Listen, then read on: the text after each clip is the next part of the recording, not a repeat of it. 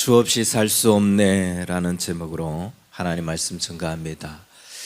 여러분은 우리가 살아가는 데 있어서 가장 필요하다고 여기는 것, 가장 중요하다라고 여기는 것이 무엇이라고 생각합니까?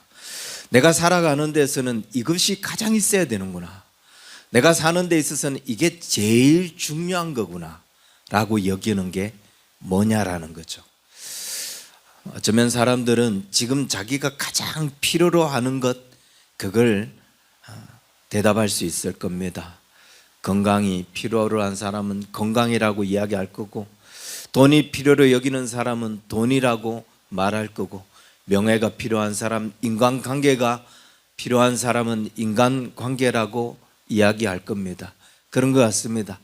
자기가 정말 가장 필요로 여기는 것, 자기가 정말 가장 소중하다고 여기는 것, 그걸 가지고 우리는 내 인생에서 이게 제일 중요하다, 내 인생에서 나는 이게 가장 필요한 거다라고 생각하며 그렇게 살아갈 거예요. 그렇다면 우리는 무엇을 가장 중요하게 여기고 있느냐? 무엇을 가장 필요로 여기고 있느냐? 저 자신을 돌아볼 때, 우리 가정을 돌아볼 때 우리는 무엇이 가장 필요했는가? 우리는 정말 주의 은혜가, 주님이 가장 필요로 했던 사람들이고, 주님 없으면 정말 살아갈 수 없었던 그런 사람이라는 것들을 다시 한 번 더 고백하면서, 정말 다른 어떤 것보다도 주님이 가장 필요한 사람들이구나, 정말 주님 없이는 살아갈 수 없는 사람들이었구나, 이런 감정들을 할 수밖에 없었습니다. 아들에게 일어났던 그 기적들, 그리고 제 눈을 치료하시면서 이루어졌던 그 과정들, 그리고 이번에는 또 하나님께서 딸에게 보여주셨던 그런 기적들을 보면서 아들에게는 그냥 기적이 상식인 것을 보여주셨던 하나님이셨어요. 정말 주님을 바라보지 않으면 안 되는 상황, 주님이 기적을 베풀어 주지 않으면 안 되는 상황이었기에 그냥 내가 죽을 것 같으니까, 그러니까 주님만 의지했고 주님만 기대했고, 그런데 그렇게 주님만 기대했을 때 정말 기적이 상식이라는 것을 보여주셨죠.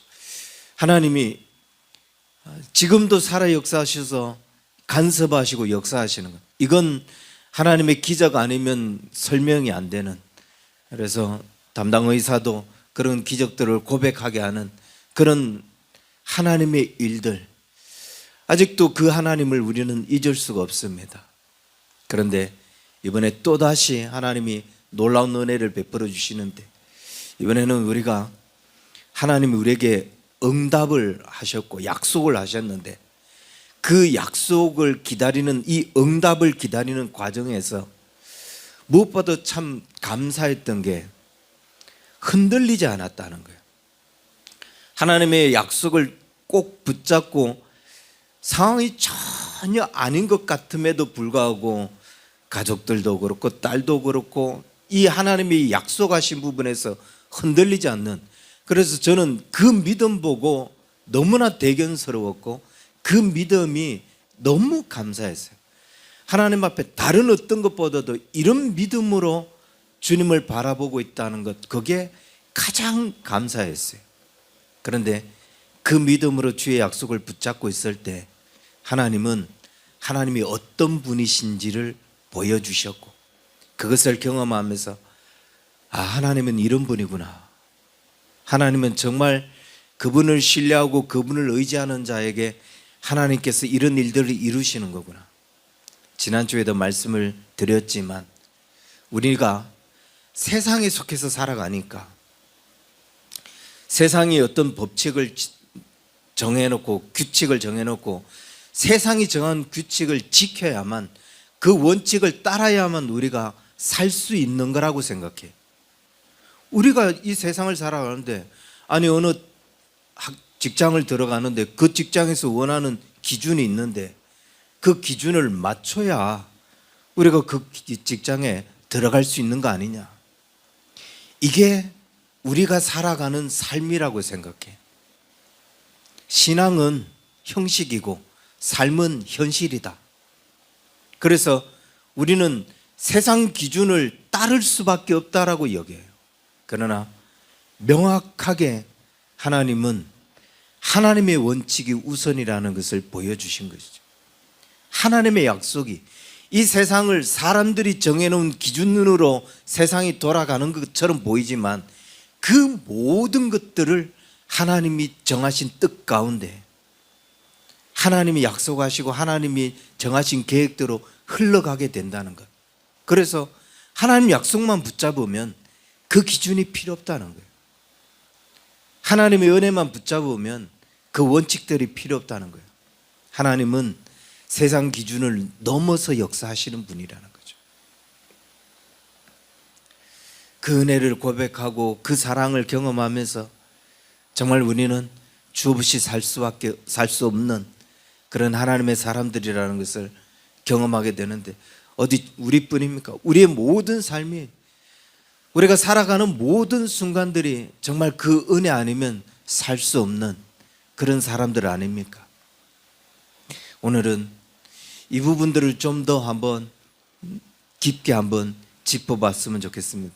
왜 우리가 주님 없이는 살 수 없는지 가장 중요한 게 저는 그냥 그 단어 그대로 주님 없이는 정말 살아갈 수 없기 때문에 다시 말하면 주 없으면 우리는 죽은 자나 마찬가지이기 때문에 주님 없으면 우리는 정말 죽어요. 주님 없으면 우리는 정말 죽은 것이나 다름이 없어요. 이걸 가장 잘 보여주는 게 모세죠. 모세가 태어날 때 어떤 상황이었죠? 그가 어떤 상황에서 태어납니까? 그는 애굽 왕 바로가 유대인 중에 자녀를 낳는데 아들을 낳으면 다 죽여라. 그런 명령을 내린 상태에서 태어나요. 그래서 모세가 태어나기 이전에 아들이 태어나면 다 죽었어요. 그리고 모세도 그런 상황에 태어났다는 것은 모세는 죽을 수밖에 없는 운명을 가지고 태어났다는 거예요. 여자아이로 태어났으면 혹 은혜를 입을 수 있지만 그가 남자아이로 태어났기 때문에 죽을 수밖에 없는 운명을 지니고 태어났다는 거예요. 이거는 모세도 어쩔 수 없지만 그의 부모도 어쩔 수가 없는 거예요. 그래서 요게벳이 그의 어머니가 석 달 동안 숨겨보잖아요. 그런데 아이가 점점 커가면서 울음소리도 거세지면서 이 울음소리로 밖으로 새어나갔을 때 애굽 군인들이 그 이야기 그 소리를 들었을 때 저 집에 아이가 사내아이 소리네. 그러면 들어가서 확인할 것이고 결국 그 아이도 죽게 되고 그 아이를 숨긴 부모까지도 어려움에 처하게 되는. 그래서 어떻게 하죠? 그 부모가 어떤 선택을 합니까? 갈대 상자에 담아서 나일강에 띄우지만 이게 그냥 애굽 사람들 들어오세요.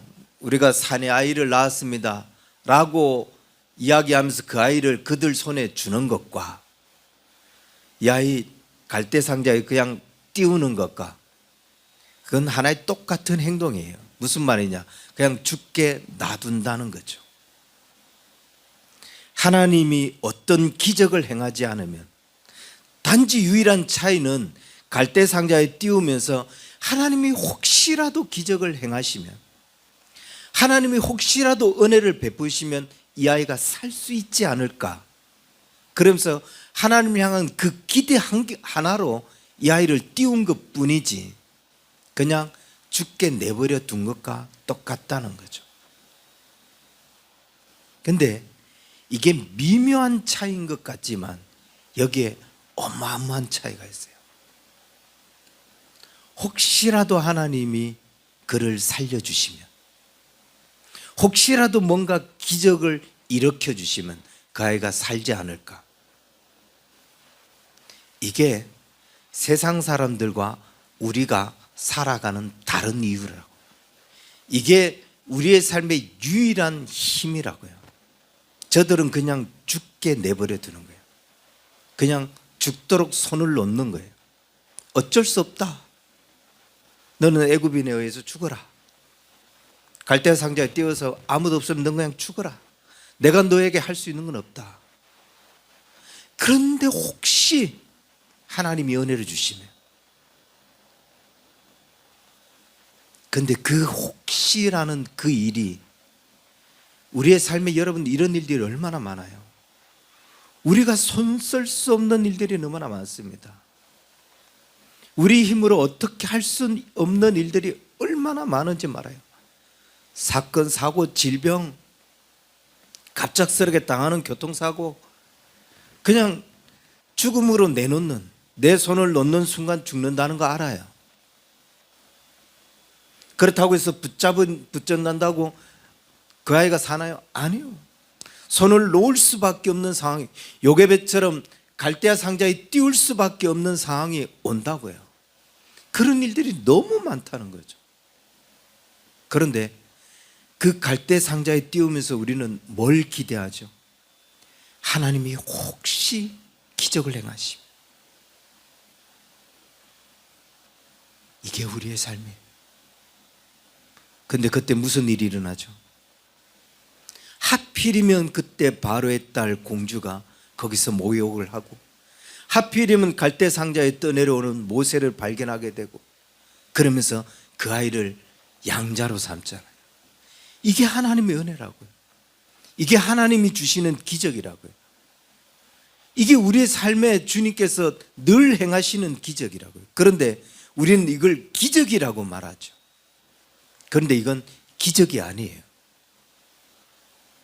이건 우리 입장에서는 기적일 수밖에 없는데, 하나님은 모세가 태어날 때부터 그 모세의 태어남을 정하셨고, 그런 상황에서 하나님은 모세가 태어나게 하시고, 하필이면 요게벳이 이 아이를 죽일 수 없다고 석 달 동안 숨기며 그 아이를 살려보려고 애를 쓰게 만드셨고, 그리고 강가에 띄우는데 하필이면 빨리 바로의 공주의 등을 쳐서 빨리 가서 저기서 목욕을 해라. 그리고 그 상황에 그 아이를 보게 하고 양자를 삼을 마음. 무슨 말이냐? 우리 입장에서는 기적이지만 모든 우리의 삶에는 하나님의 손길이 계속 머물고 있었다고요. 하나님이 계속 붙드시고 계속 지키시고 계속 관찰하고 계셨다는 거예요. 그리고 지금 너희가 생각하는 기적이 필요하구나. 그럴 때 하나님은 그 손길로 우리에게 기적을 행하시고 은혜를 베풀고 계셨다는 거예요. 그래서 우리는 주님이 주 없이는 살 수 없습니다. 그런 하나님이 우리를 붙들고 계시기에 우리는 주 없이 살아갈 수가 없어요. 이 주님이 없으면 우리는 저들하고 똑같아요. 그냥 죽으라고 내려놓는 거하고 똑같아요. 어떤 기적도 어떤 하나님의 돌보심도 기대할 수 없는 삶이기에, 이것이 우리가 주 없이 살아갈 수 없는 이유라는 거죠. 또 한 가지는 우리가 그런 하나님의 놀라운 기적과 은혜를 경험하면서도 우리 안에 이런 마음이 있어요. 사도 바울처럼, 사도 바울이 고린도전서 12장에 보면은 자기 몸에 있는 그 질병을 가지고 뭐라고 표현하죠? 육체의 가시다 라고 표현을 해요. 육체의 가시다라는 것은 내가 살아가는 데 있어서 이건 너무 걸림돌이 된다. 이건 좀 없으면 좋겠다. 이것만 없으면 내가 정말 기분 좋게 살고 정말 살아가는 데 있어서 상쾌하게 살겠는데, 정말 기쁘게 살겠는데, 이것 때문에 내가 사는 게 아니다 라고 여겼다는 거예요. 성경 해석학자들은 그것이 어떤 언어 장애라고 이야기하는 사람이 있어요. 말더듬. 복음을 전하는데 말을 더듬네요. 이게 사도로서 이게 체면이 안 서죠. 아무리 좋은 말을 한들 뭐합니까? 말을 더듬는데, 사람이 그 말을 듣는데 저렇게 잘 배운 사람이 말을 어떻게 저렇게밖에 못해. 그러니 이게 복음 전하는데 너무 큰 장애가 되는 거예요. 설교하고 나왔는데 부끄러운 거죠. 내가 오늘 뭔 설교를 했는지 모르겠다. 사람들은 은혜 받았다고 하는데 나는 창피한 거야. 말을 못하니. 또 어떤 성경학자들은 그걸 간질이라고 해서 그래요. 한참 복음을 전하고 하나님의 은혜로 삽시다라고 하는데 훌떡 넘어지는 거죠. 야, 이건 창피해서 더 이상 그들 앞에서 설교를 할 수 없는, 너나 하나님의 은혜 좀 받으라. 너나 좀 치유를 받으라. 우리가 살아가면서 이런 게 있어요. 정말 제거해달라고 사도 바울이 이것 좀 제거해달라고 얼마나 간절히 요구했습니까? 3번이나 기도했지만 네 은혜가 내게 족하다 라고 했어요. 그런데 우리가 이 선을 넘지 못한다고요. 바울의 이 선을 넘지 못해요. 제거해달라고 또 제거해달라고, 이것만 없으면 난 믿음으로 살 수 있을 거라고 계속. 그런데 하나님께서 그렇게 이야기하시잖아요. 내 은혜가 내게 족하다. 그 말은 그거 아니어도 내가 하나님의 은혜로 지금 살아가고 있는 게 너무 많다는 거예요. 주님의 그 손길, 주님의 돌보심, 그 손길이 내게서 떠나지 않고 나를 붙들고 있는 게 너무 많다는 거죠. 그거 돌아보면 굳이 이거 하나 말 더듬는 것 때문에, 그것 때문에 나는 정말 더 이상 주의 일을 할 수 없다, 나는 더 이상 믿음으로 살 수 없다, 이런 소리 안 해도 될 만큼 주님이 우리에게 주시는 은혜가 너무 많다는 거예요. 근데 수많은 사람들이, 수많은 그리스도인들이 이 장벽을 넘지 못합니다. 그래서 그것 때문에 신앙을 떠나기도 하고, 그것 때문에 헌신의 삶을 중단해요. 주님 앞에 충성하지 않아요. 바울과 같은 이 생각에서 벗어나야 되는데 그 생각에서 벗어나지 못해요.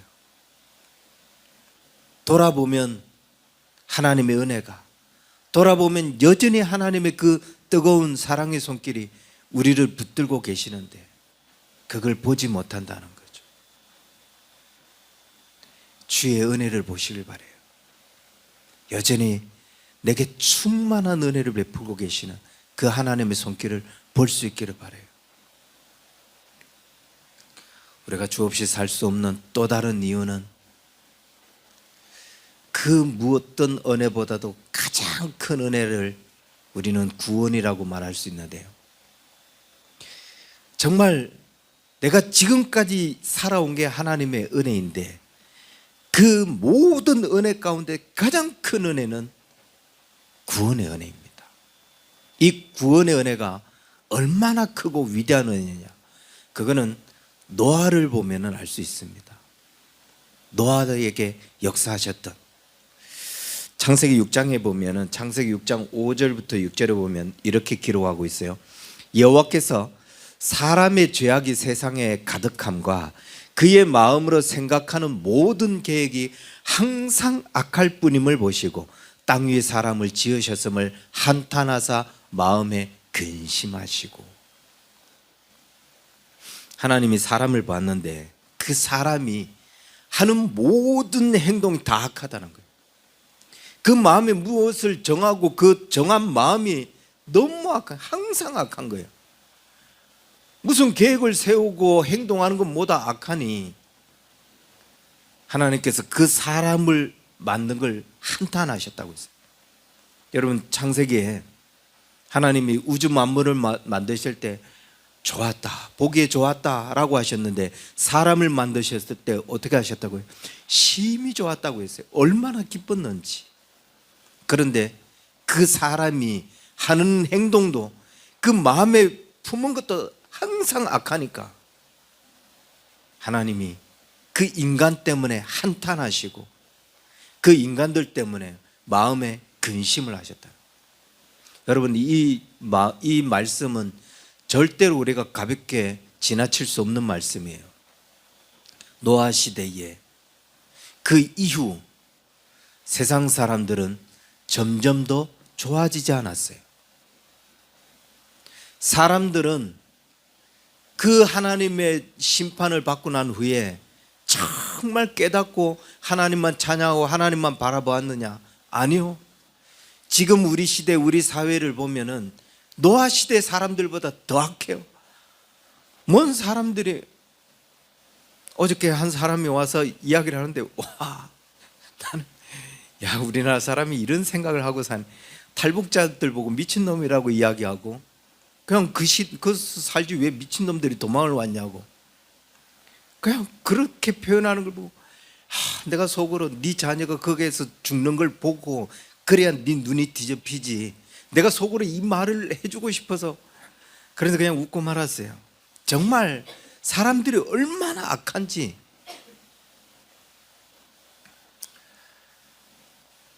점점 죄악에 무덤덤해지고 죄를 당연시 여기고 죄를 지으면서도 양심의 가책을 안 느끼잖아요. 죄책감이 없잖아요. 그게 당연한 것처럼 보도하고 이야기하고 나가잖아요. 정말 추악하고 심각한 세상을 보게 됩니다. 그리고 문제는 이런 세상을, 이런 인간들을 하나님이 지금도 보고 계신다는 거예요. 그 죄로 가득한, 그 악으로 가득한 세상을 하나님이 보고 계신다고요. 하나님은 이런 사람들을 계속 참으실까요? 오래 기다리실까요? 끊임없이 하나님 그냥 인내하실까요? 절대로 그렇지 않습니다. 노아 시대 때 보면 7절에 이렇게 이야기하고 있어요. 이르시되 내가 창조한 사람을 내가 지면에서 쓸어버리되 사람으로부터 가축과 기는 것과 공중의 새까지 그러하리라. 내가 그것들을 지었음을 한탄함이라.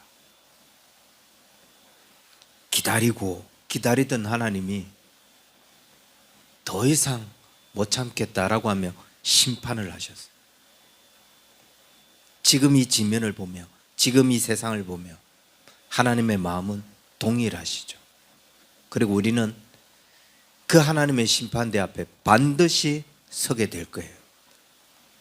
한번 죽는 것은 하나님께서 정하신 것이라고 했고 죽음 이후에는 반드시 심판이 있다고 히브리서에서 말씀하고 있어요.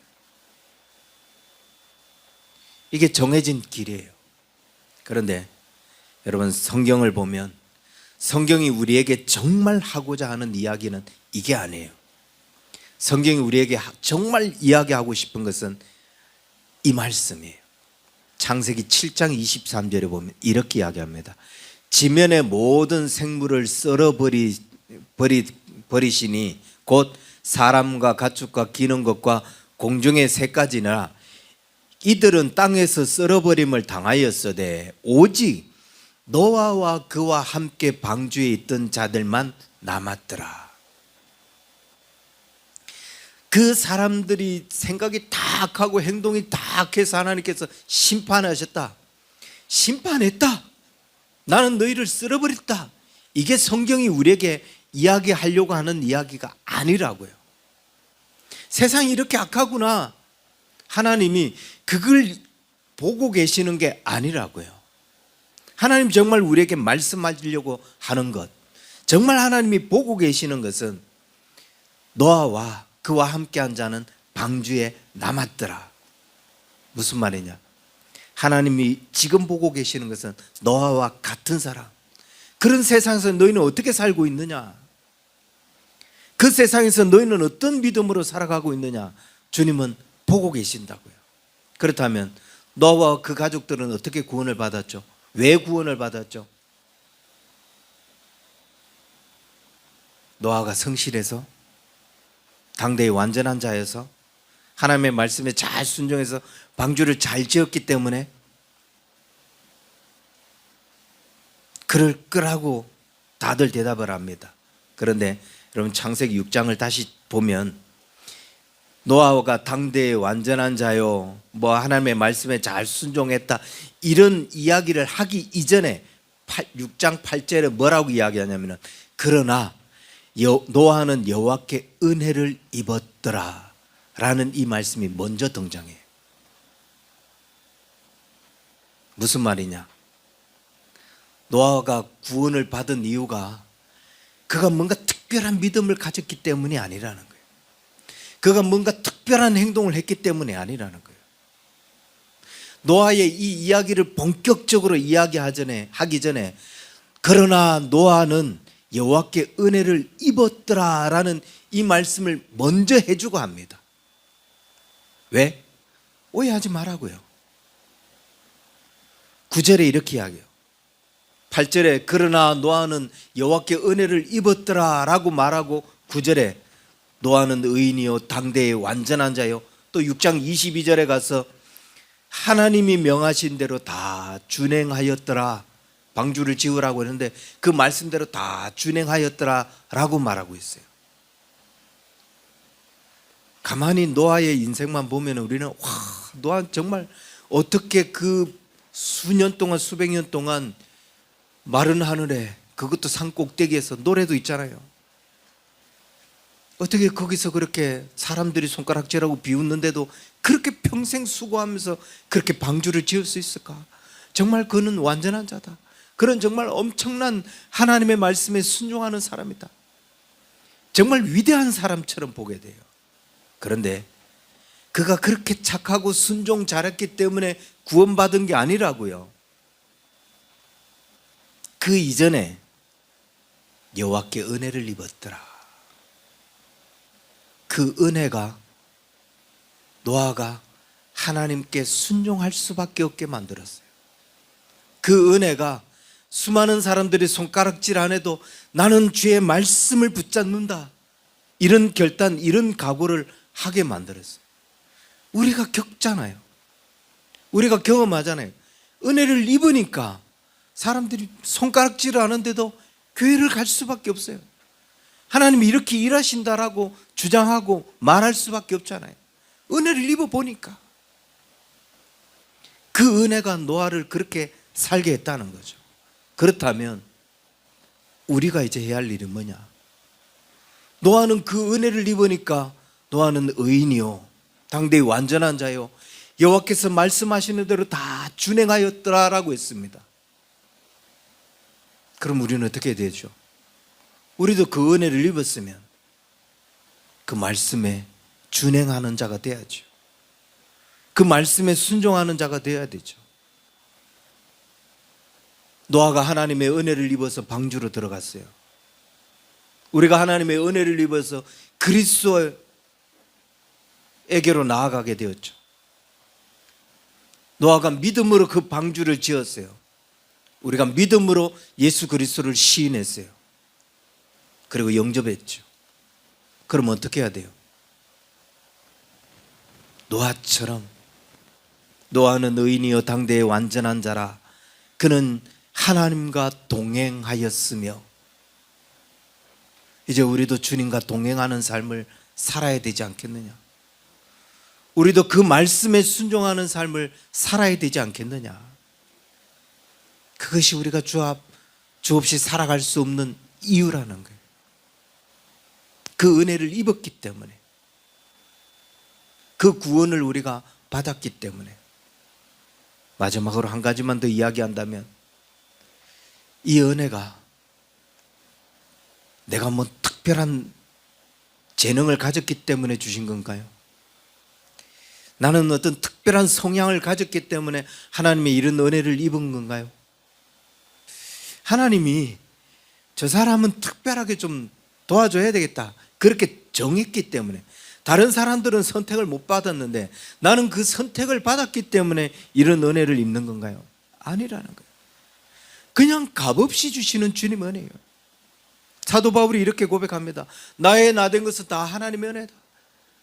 내가 무슨 특별한 수업을 받고 특별한 집안에서 태어났기 때문에 내가 이렇게 사도로 쓰임받느냐? 아니다. 나는 사도 중에 지극히 작은 자다. 그러나 나의 나된 것이, 이건 다 하나님의 은혜지 않느냐? 우리에게 이런 은혜를 베푸는 건 우리가 뭔가 뛰어나서가 아니에요. 그 모든 게 하나님의 은혜예요.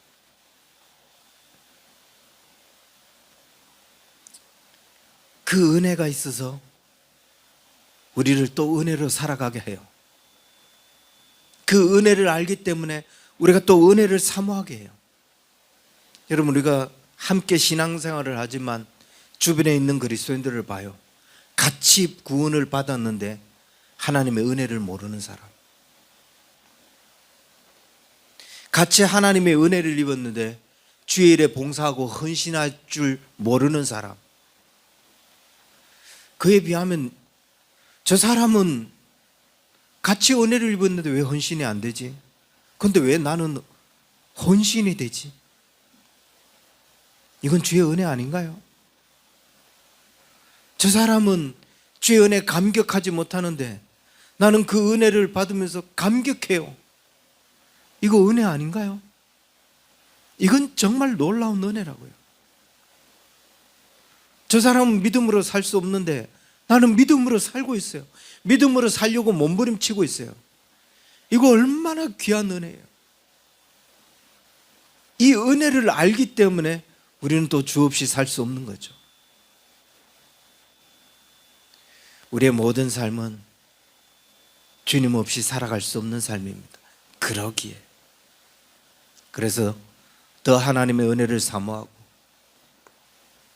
더 하나님의 말씀에 순종하면서 노아처럼 모세처럼 은혜를 아는 자, 그리고 그 은혜를 전하는 자, 그 은혜를 고백하는, 주 없이 살 수 없음을 고백하는 저와 여러분 될 수 있기를 주의 이름 간절히 축원합니다. 기도하겠습니다. 하나님 아버지, 우리를 세워주시니 감사를 드리고 우리에게 은혜를 베풀어 주시니 감사를 드립니다. 우리의 모든 삶이 그러기에 주님의 은혜를 간증하고 고백하는 복된 삶이 될 수 있도록 도와주시며 우리의 삶의 여정이 끝나는 순간까지 오직 하나님만 찬양하는 그런 하나님의 자녀들 다 될 수 있도록 주님 우리를 축복하여 주옵소서. 오늘도 우리가 주의 말씀 앞에 서게 하시고 노아에게 은혜를 베풀어 주셔서 그가 말씀에 순종하며 준행했던 것처럼 우리 모든 언약의 성도들이 하나님의 말씀 앞에 순종하는 그런 복된 삶을 살게 하여 주옵소서. 이제는 우리 주 예수 그리스도의 은혜와 하나님 아버지의 크신 사랑과 성령님의 인도하심이 은혜 아래 살기를 소망하며 주 없이는 살 수 없음을 고백하며 살기를 소망하는 우리 언약의 성도들 저들의 모든 삶 위에 이제로부터 영원토록 항상 함께 있을지어다. 아멘.